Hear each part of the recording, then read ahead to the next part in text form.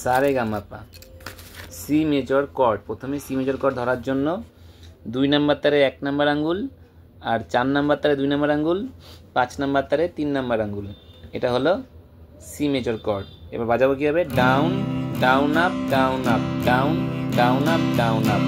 এটা হলো C major cord. এবার সারেগামাপা।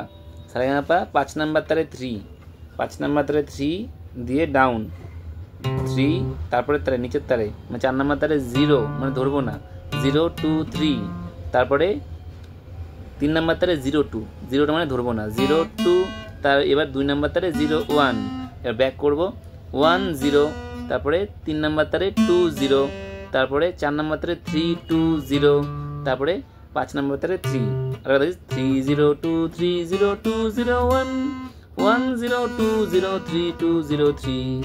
সি মেজর কর্ডের সারেগামাপা হয়ে গেল, কর্ড হয়ে গেল। D major cord.